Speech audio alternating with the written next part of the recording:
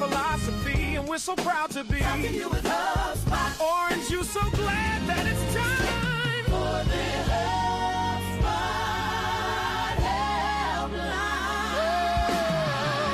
helpline. Kind of wish that song didn't end. I am not Dharmesh, although I am in founder mode. He's well. This is just a background, so let that be an Easter egg to the people that joined later and weren't here as soon as the show started. I'm Rob, the mayor of Inbound. I'm joined, as always, by the very orange-wearing George B. Thomas. Don't ask him what the B stands for. You can't afford it. Casey Hawkins. I'm not going to mention Greyhound of the Helpline today because she is so much more than that. By the way, my wife said that you were her favorite cast member of the show and that she didn't understand HubSpot as well as she probably should just by osmosis, but she thoroughly enjoyed listening to you cover your segments. So I get that a lot, actually. That's most of the feedback that I get. It's all positive. So shout out to my wife who is on the road today, but she did say Casey Greyhound of the Helpline Hawkins is her favorite. No offense to anybody else.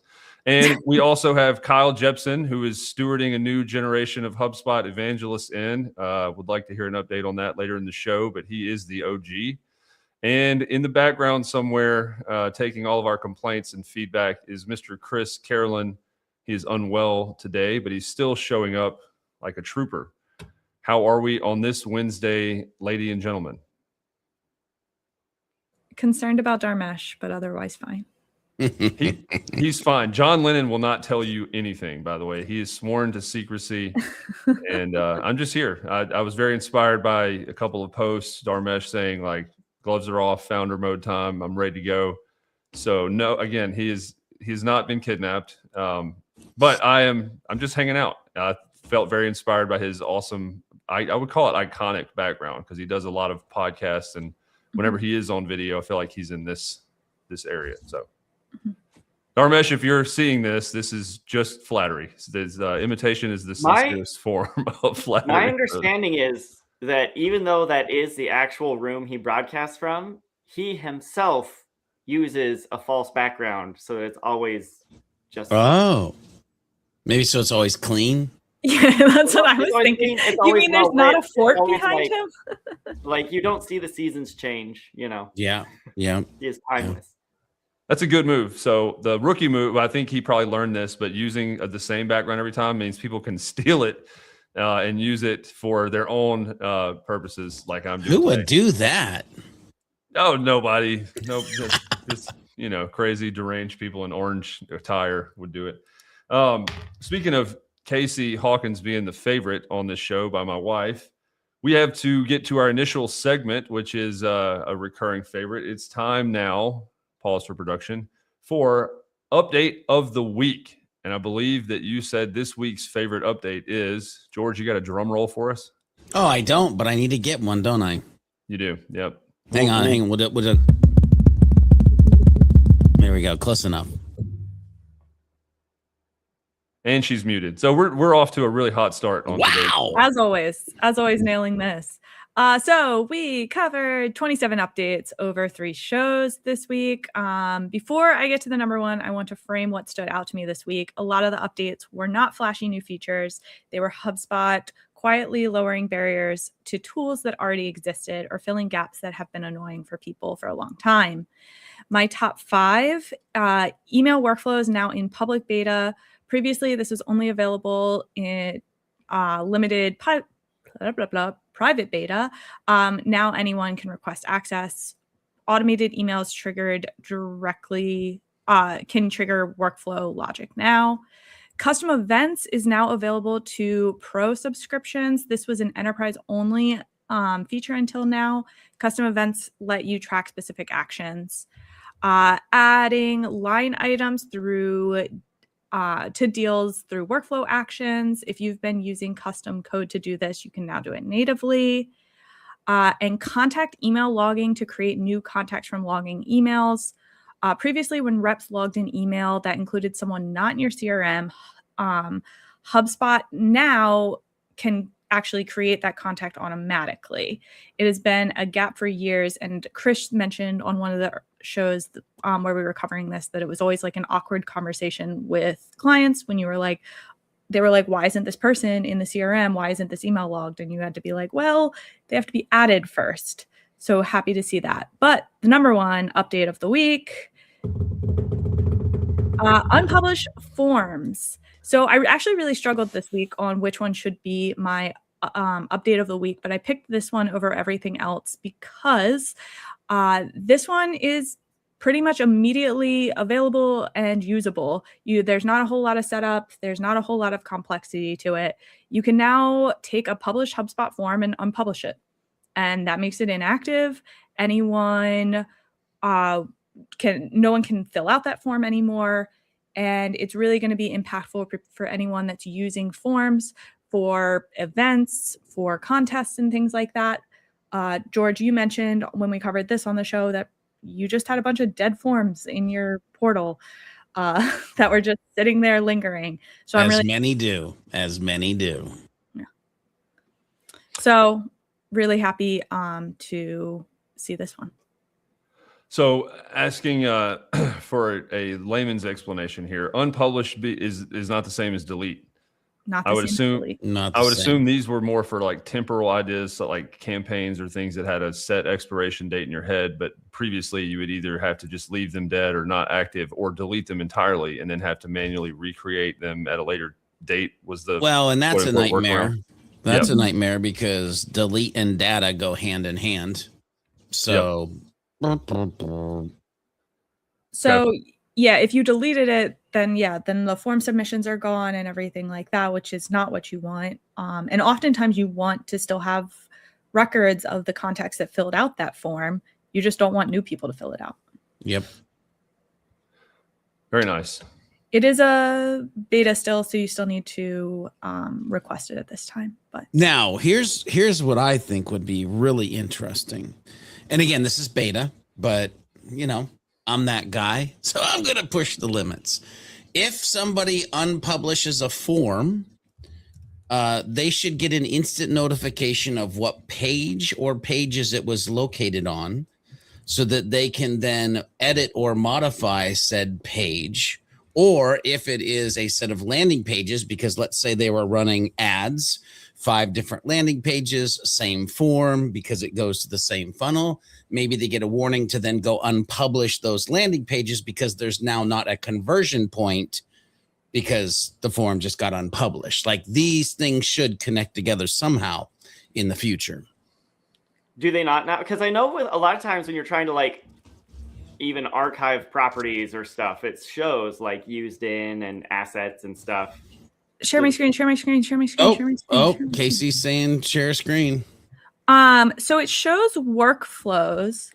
I actually made a comment a couple weeks ago, a LinkedIn comment, because lists are not on here specifically, which was a pain point that I had when trying to migrate from the legacy tool to the new workflow, the new form builder. I wanted to know which lists Segment. back to. Segments. Come Which on luckily now. one of my colleagues was smarter than I was and just submitted the form and then looked at the test record and looked which segments they were added to. I don't know why I didn't think of that. He said it and I was like, duh. But it should, That is but definitely a it shouldn't workaround, though. Yeah, it shouldn't be that way. Like, and that's the thing. Like, Kyle, this is a beta, right? And so when I mean, again, if you go look at the beta thing, I don't think there was anything in that of like, and if you unpublish form XYZ will happen. I just wanted to state that so that the product team can think about, oh, well, yeah, after this comes out of beta, we should make sure, and they might already be thinking about it, by the way. I'm not that smart. But if once it comes out of beta, if somebody unpublishes, then XYZ should happen. And I agree with Casey, what you're saying. There should be a list of all the things that this form would be connected to that we might need to pay attention to. Yeah, because I don't see just highlighted. pages. I don't see pages on here either. Workflows is the only thing here. I usually, if I'm trying to find what pages You got to form is go on, back one. I go to submissions too. Oh, Go back one, and then over there, there's a link where it appears on XYZ page, and then you can you're go right, to you're the. right. Yep. There we go. So imagine, because that's there, you unpublish, it sees 1 place, 2 place, 5 places. I wish I could be Rob Jones and turn that into a Dr. Seuss rhyme somehow, but I can't. And then all of a sudden you would get a notification of like, you're impacting these 5 landing pages. Hold on. Casey highlighted some text that said you can't unpublish if it's used in places, right? So like if you just choose, I mean, this is a leap of faith, but if you choose one of those forms that's used on like 5 pages and try to unpublish it, Casey, what happens? Just blocking, I wonder. I'm checking, but also I'm waiting to be added to the beta. So oh, this is a private beta you're not in yet. Okay. Well then, Dang yes, it. absolutely. I was trying to be cool about it and act like I was more prepared for this than I actually was. No, if this is private beta and like that is called out in a bullet point, this is clearly something they're aware of, right? Like that's great. I thought for some reason this was a public beta, but they'll do some more work before it gets there. 1 form, 2 form, beta only. We mourn. There you go, George. Hi, Christine. Wow. Hi, Christine is great. Love Christine. I'm a big fan of Christine. Fan. Yes, hugely fan. Same. I am definitely doing a LinkedIn poll later today to ask for who's everyone's favorite member of the helpline. Oh, don't make it complicated. Wow. Just make sure you block me someone before off that. The island? Yeah. We need to have our votes. Show them to the camera. Kyle, sorry, bud, but I'm out. You know. No, I would vote myself out at that. I do not want to be in a HubSpot beauty contest with Kyle Jepson. It will not end well. I will be sad for months, and I just don't want to do it. I don't know if anyone saw that. That was not an effect to my knowledge, and my knee just snapped in half watching you do that. That was wildly impressive. I know you're standing right now, but I thought you'd like Mr. Beast style vanished. So very well done. We're getting better at the production value of the show. We have some time before we get to quick win. According to my, we have a couple minutes. Something like that. So I know that the team right now, product team has, and Dharmesh, who I'm shouting out today with this background, have referenced the small quality of life, 1,000 smile like style of improvements they're making right now. I would almost contend that somebody that was not a HubSpot admin or didn't have that type of experience would almost logically say, well, if something exists, the step before like yes, no, black, white, binary deletion is a pause status. And HubSpot has been around for long enough to make me think like, why has this not existed until now? What other types? I mean, that seems to be kind of the thesis of a lot of the improvements and product updates as of late. What other things like that would make people just say like, I cannot believe that this didn't exist till now? And we're not summoning Chris with CPQ and all of those things that are like great to haves. I know they're focused on, but other things in that vein of like, this doesn't even make sense that unpublishing wasn't an option until now. Is this, so it's things that do exist, or is this an incognito wish list of like, yo, HubSpot? Well, we have the pipeline gripe line as a new segment later, so not there yet. Feedback frenzy. Just more of a thought with this being the example of it. It was Casey's like top 5 number 1 update of the week, and it doesn't seem to be something brand new. It seems like something that's, for lack of a better term, overdue. I feel like people might say like, this is way overdue that this exists. I talked to you, George, last week, I think it was, about having like a staging section for workflows. Yeah. So just recently you can revert changes on workflows. And that for me, immediately I was like, that's great. But like, I often have to edit a live workflow. Yeah. And there's no staging area the way you can do that for emails that you might be editing. That's like a live automated email, and workflows feel like a really big place where I'm doing that, and I shouldn't have the power to do that live. I mean, listen, and again, this isn't a gripe, but a content staging, air quotes, like we have for the CMS, but for workflows would be about the dopest dang thing. Like right now, I have a client where we're about to work on a workflow that is on and has I don't know, 120 some thousand humans in the workflow at this point. And all of a sudden we want to switch from like 4-day, 5-day, 3-day, 10-day delays to now making it like 10 days before this property date. And I've been using HubSpot for a long time. I don't get nervous about much, but I sit and stare at that workflow and the changes that are about to be made and go, huh? What? Well, I mean, I've been interviewing people to have a better sense of the voice of customer and how HubSpot is actually used and for what purposes. And a really illuminating conversation I had was with somebody that does like behavioral health services for sobriety homes. And so in the context of how they're using it and what their workflows are doing, they are not customers that are being marketed to or whatnot. They're guests. Like that's how they view them. Yeah. So Casey's post recently about a sequence delay, like the minimum time is like 1 day. That needs to be like 10, 15 minutes or less or hours as an option. So those types of things where the standard or like the minimum threshold has been a day, just as this example up until now, is like as HubSpot has gone deep with some of the features and now the breadth seems to be expanding to include different use cases, how often might something like that be turned up as like a stone that was, overlooked for quite some time? Something as simple as like a day is the least amount of delay I can put in here. That just seems odd to me. And it seems like, again, with the growth of HubSpot into new markets, like the one I just mentioned, that those quality of life improvements will surface themselves more often. I feel like where Kyle has become a professional listener of product needs, I've become a professional complainer about product needs. Yeah. But well, this is a great time. I know this is where you were going to not gripe, but to celebrate some quick wins that be possible, because we do want to give HubSpot a lot of credit. So we're transitioning now into our next Casey Hawkins led segment, which is quick win of the week. Casey, once again, take it away. So my quick win of the week is one that I got to show a client recently, and I love when I'm able to show clients like quick things that exist in HubSpot. Chris, you can go ahead and put my screen up.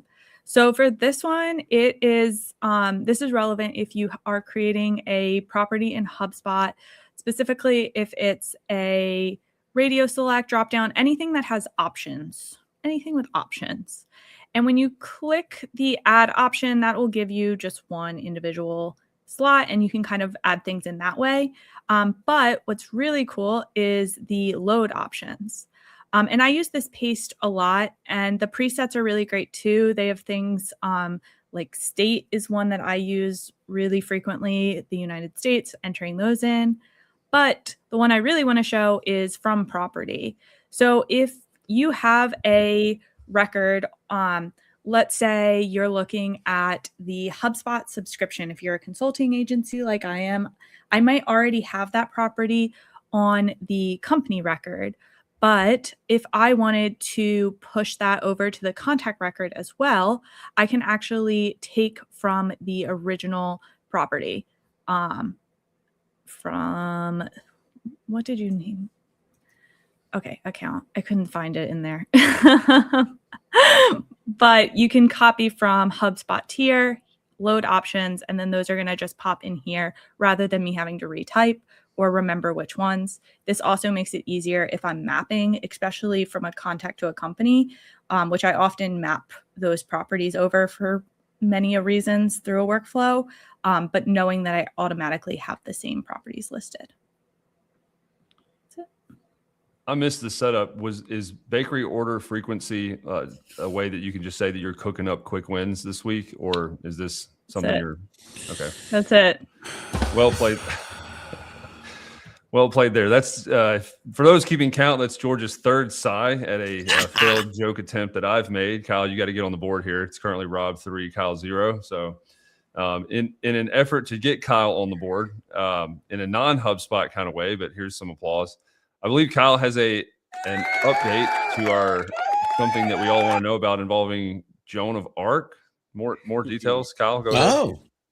Yeah. So some of you probably know I've spent the last 3 years championing the idea of an animated musical about the life of Joan of Arc.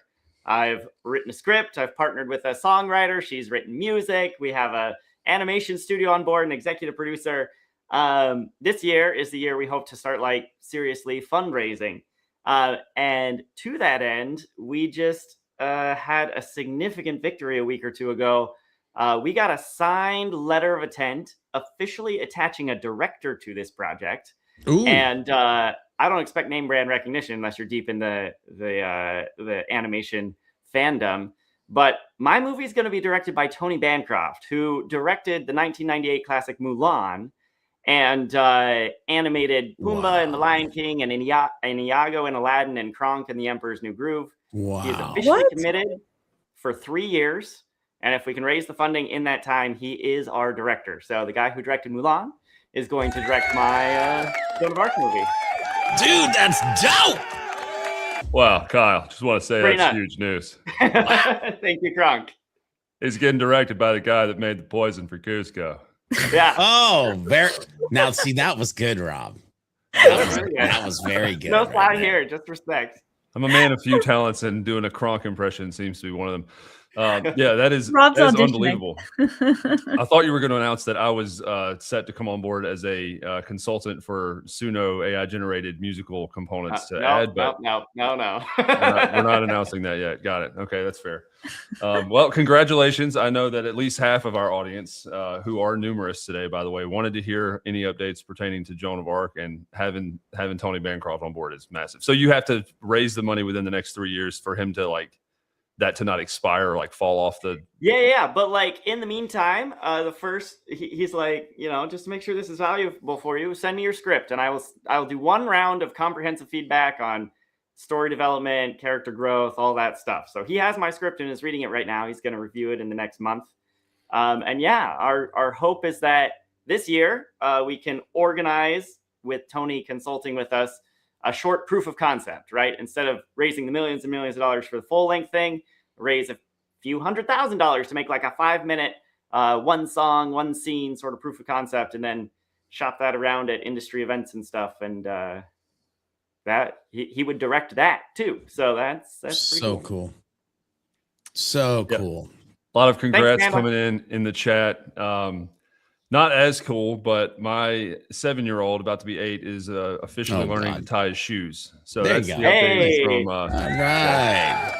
Hashtag winning. hashtag winning. When it comes to like things that were skipped and quality of life improvements, that's the metaphor I have. Is like he can do adjectives and like some long form addition and subtraction, but shoes just seem to never get included in the beta list of updates.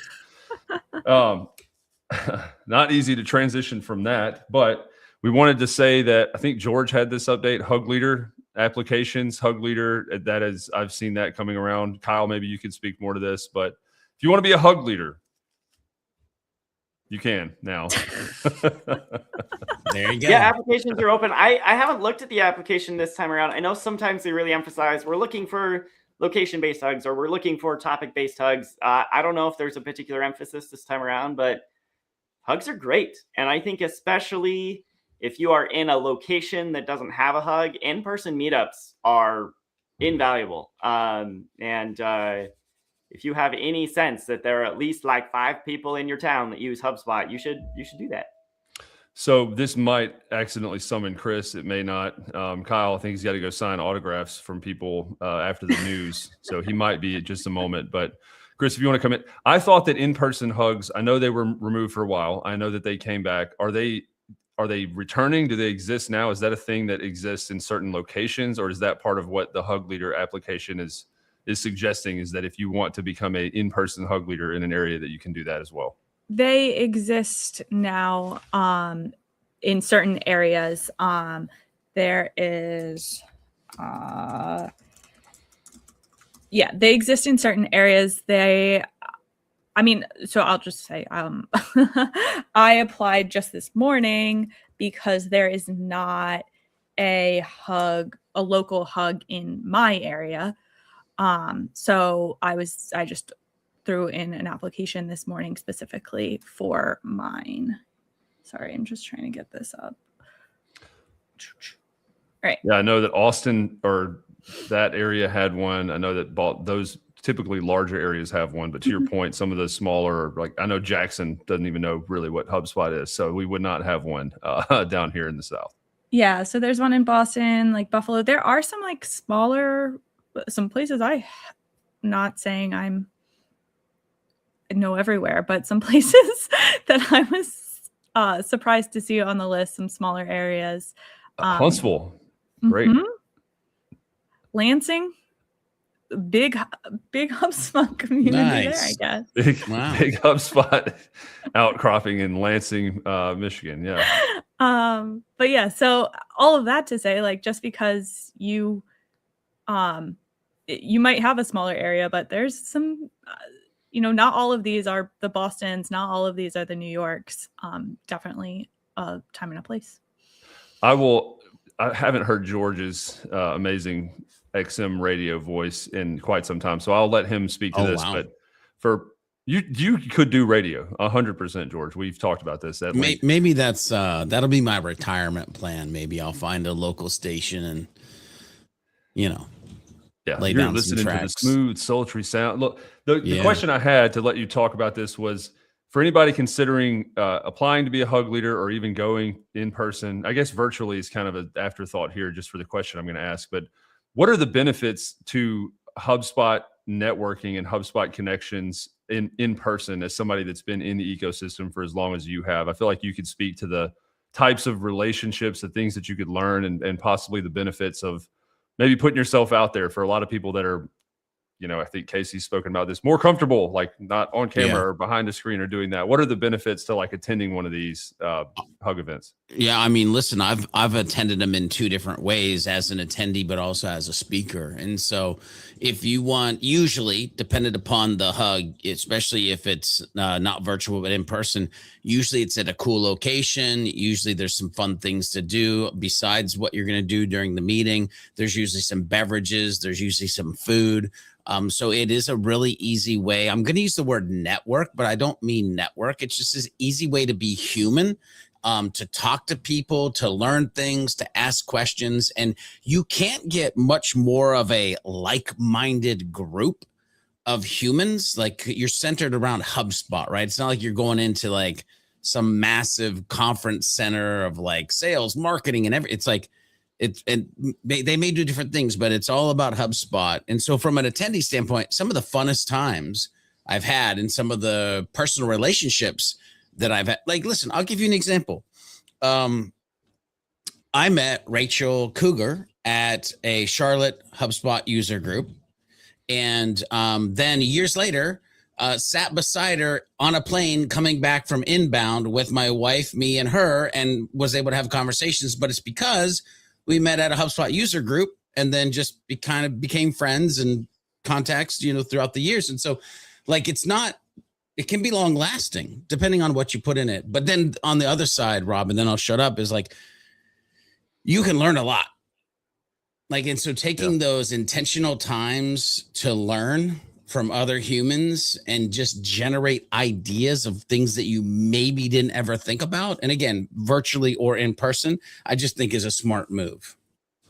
Yeah, the context, the in-person stuff is good. I would argue that you can even, if digital is the only way or there's not one in your area attending those.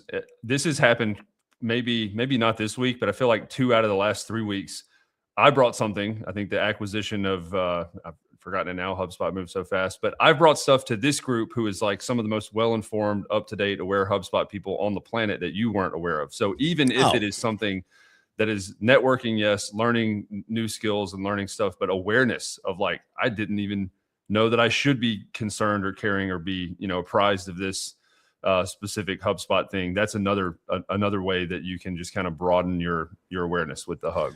Well, and I don't know how I want to say this without sounding like a douchebag, but like, if you don't have an open mind and you ain't learning something new every day, you stupid. Like, point blank. Like, and so whether it be virtual, whether it be this show, like, I wake up every morning and I think most humans do, or I pray that most humans do. I wake up every morning wondering, what am I going to learn today? Right. Yeah. And again, this philosophy, whether it's with your HubSpot portal, it's yourself as a human, whatever, like 1% better each and every day. And what can you learn and what can you activate and what can you implement to actually make that happen? Okay. That's a different podcast, I feel like maybe. We are going to skip feedback frenzy because number one, Kyle's not here. And two, he had the flood of people at his home. I'm still going to go on the record. We will not give out his residence. Apparently people found it out with enrichment data available on Hubs. There, he's back. I'm back. I don't know if you can hear the construction work. I'll be in and out, but let's hear it, George. He's saying construction work. Those are people knocking on his door for John Hancock. This is my feedback. Hopefully, sometime before 2028, we'll actually have deal properties on forums. Okay, I'm done here. So, at being the host and showrunner with Chris off, we have 2 or 3 minutes. We're going to get into another part of a voicemail about GDPR, which I was today years old when I learned that means a great deal of privacy regulations. That's George didn't sigh that time. I already tested that. I was prepared for that one. I knew that you were going to use that when you said it in the green room. I'm like, yeah, that's coming later. So I prepared myself for that one. For the audience that heard that the first time, George didn't laugh the first time either. Don't know why I tested that again. But so I wanted to say something to Casey real quick to put a bow on the admin hug. Whenever I first started doing shows or lives or whatnot with you, you seemed a lot more nervous, shy about being on camera. I think you mentioned that. And going back to the beginning of the show, you're now my wife's favorite, very confident, very well-spoken, very knowledgeable. You display that. You now do this kind of stuff multiple times per week. And so even if it's putting yourself out there, like there's like this psychology phenomenon called like flooding of like repeated exposure to something that you might not be as familiar with, creating less fear or anxiety about it.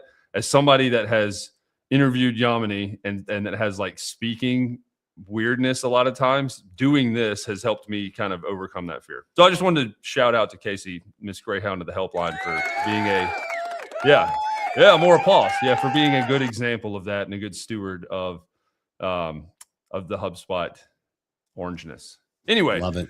We are getting into our voicemail of the week. I believe it is a part 2 from last week with the last 10 minutes of the show. Mr. Carolyn, whenever you're ready, George will dive into this. And then the second question is, we're having trouble with the double opt-in system and trying to implement something for a marketing manager. He's trying to get more subscriptions to his email. However, they're in the EMEA region, and there's GDPR issues that we have to deal with. We have GDPR turned on in our system. We have double opt-in turned on for some forms and pages, not all. I've attempted, so basically what he wants to do is have the contact sales form or, any of the one-to-one forms also have a checkbox to allow them to sign up for the EMEA newsletter. And with them checking that box, it's supposed to send a manual subscription type confirmation message. I've crafted the email. It's got the button in it that's linked to the subscription confirmation. I've tested it on just the form itself and it seemed to work. However, once I actually put it on a page in our system and tried it, nothing seems to work. You click the button on the email and it just brings you to the subscription page. Doesn't actually have you confirm anything.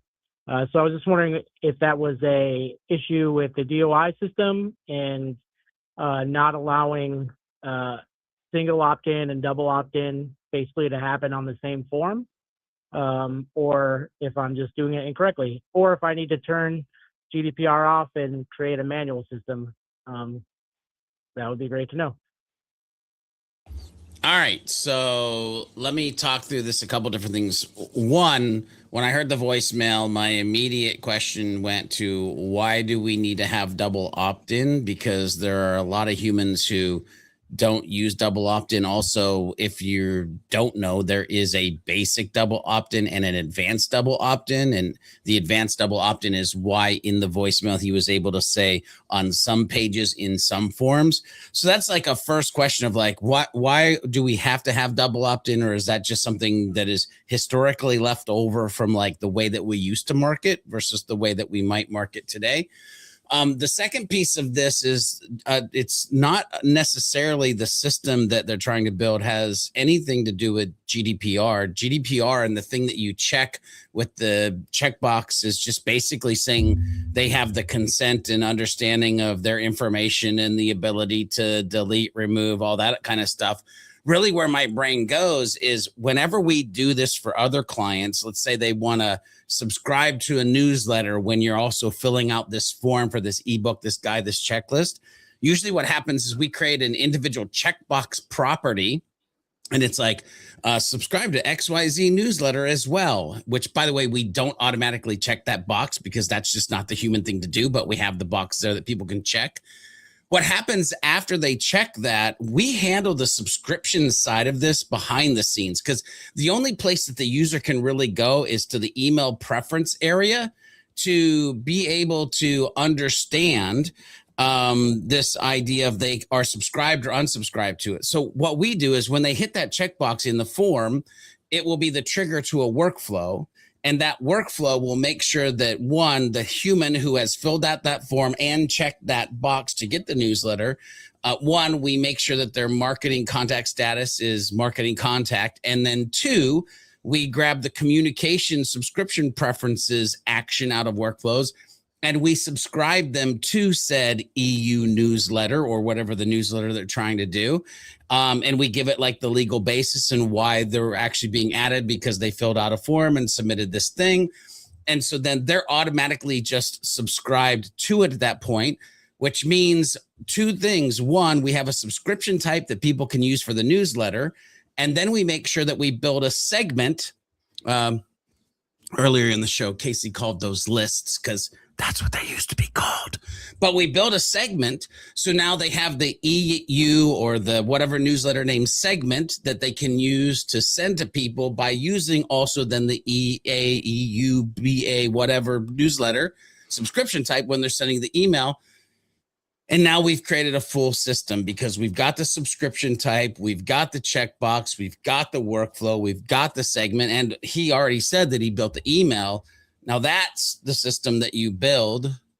Meanwhile, they did check the GDPR compliance box and your butt's covered from a government standpoint, which by the way, you can do a quick HubSpot GDPR search if you're just curious about like what all of this stuff means other than the name that Rob used as a joke. Good deal of privacy regulations. Yeah, you can go to HubSpot.com/data-privacy GDPR. You can even go to a knowledge article that is just manage data privacy settings in your HubSpot account. You can even go to HubSpot.com/integration/GDPR-resources. Or I would even suggest that you could go to HubSpot Academy and there's literally GDPR or General Data Protection Regulation, everything you need to know course that you could do as well. So one, I think it's like learn more about GDPR and what that really means. Two, do we need double opt-in? And three, now you have the framework to build the system. But Casey, curious if there's anything else maybe I forgot in there as I was ripping through it. So I listening to the voicemail, it doesn't necessarily sound like they're using the out of the box double opt-in, right? It sounded to me like they were doing like a workaround to make a double opt-in instead of just using what was available. Did I misinterpret that though? I've misinterpreted that. I don't know. I don't know. I feel like it was just the advanced double opt-in, but I could be wrong on that too. Mm-hmm. A note from Chris in the background who is trying to help Kyle with autographs. I don't think they're at the same location, but he says, please note, just because the GDPR box is checked does not mean you're automatically compliant. It just helps you be compliant. Compliance ultimately is still on you. Yes, sir.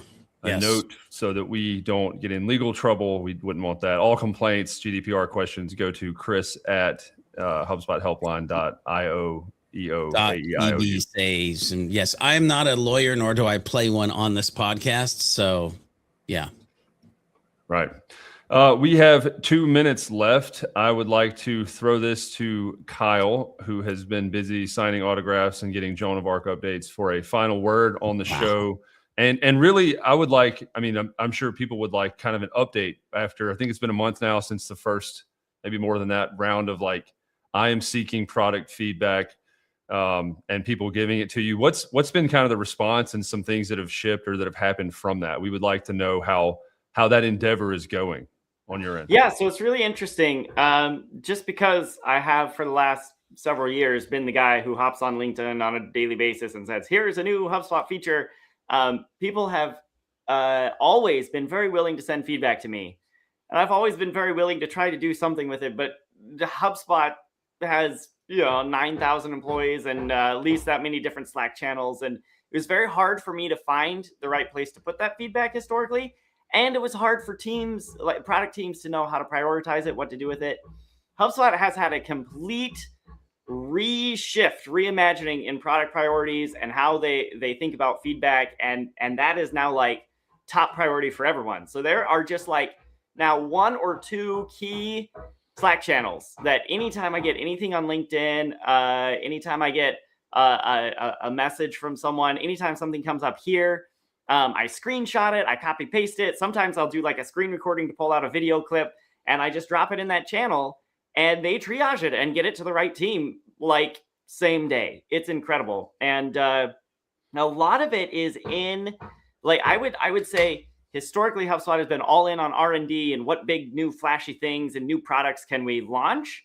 And if we get some quality of life updates out also this quarter, that's great. Now that is totally flipped. As you've called out with Dharmesh and other places, we are all in on those quality of life updates. And when you say things like form unpublished feels overdue, those are the things we hope to close and fix in 2026, right? And so I'm really optimistic that you're going to feel like when you put stuff on the ideas forum, people are actually responding and people are actually shipping some of those things and you're getting clear communication and regular updates. If you share something with me, I'll be able to come back within like 24 or 48 hours and say, hey, got it to the team. Here's what they said, right? And I think that's really great. One funny aside, a couple of years ago, I don't know if anyone remembers this, I was all in on the idea of cheat sheets. I made these little like PDFs and like, here's a guide to setting up properties. And I made one for objects. And like the whole thing is just like, it's really hard to define what an object is in HubSpot. If you define it this way, here's your list of objects. If you define it that way, here's your list of objects. But these ones over here don't do the same thing.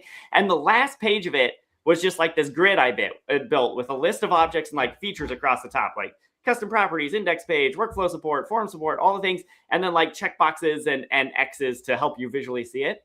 And I just built that to help people navigate the confusing landscape of HubSpot architecture. The product team found that, and that is like their roadmap, right? And they're talking about like, when you're on stage at Inbound, we want you to have a big printed version of this that you're going to tear in half and say everything works everywhere now, right? Like whether or not we actually get there by Inbound remains to be seen. I don't mean this to be a promise, but that is the attitude and the sentiment on the HubSpot product team right now. Like we want everything to be as consistent as it ought to be, right? We talk about unified customer platform and stuff. We want to deliver on that at even down to the most minute details. So I'm really excited about it. And yes, please send me your feedback because they want to know where the pain points are. They want to know where the inconsistencies are. So exciting. I love that. I have one hopefully short question. It's kind of like a Paul Harvey to end this. So we'll try. We're 2 minutes over. The rest of the story here. Yeah, the rest of the story here. So doing all this and getting feedback, I'm interested if there has been a time thus far in the last month and a half, 2 months, whatever it might be, that you ask for feedback, someone gives you something that stands out to you, you submit it, and then you're able to create a video with that thing being delivered from the product team. If that's happened, like how rewarding is it and how easy does it make your job as like evangelists to say, not only do we hear your feedback and are acting on it, but I can then turn around and give it to the rest of the community. Has that happened yet? That has happened a little bit, and I expect it to happen increasingly because very often what happens when I take this feedback to these couple of key Slack channels now, they tag in the right product manager, and that person comes and says, yes, this validates what we already thought. We're going to have that out in, next month or Q2 or something. Like, all of these things are in flight. It's not very often that one of these little things is actually such an easy fix that an engineer can just turn it around today or this week, But like, I really expect that a lot of the content I make, April, May, June, and especially the second half of the year is like, hey, this person reached out to me January 18th, and look, now here it is. So now, whatever it is. So I'm excited to see exactly how that develops. I love that. I think it's a great place to end the episode. Thank you for joining the HubSpot helpline. On behalf of Chris, who's not pictured today, Casey, George, and Kyle, we'll see you next week, same time. You reached the HubSpot helpline. It's Rob, it's George, it's Casey, Kyle, and Chris. Admin, call in, then tune in. You can't miss this.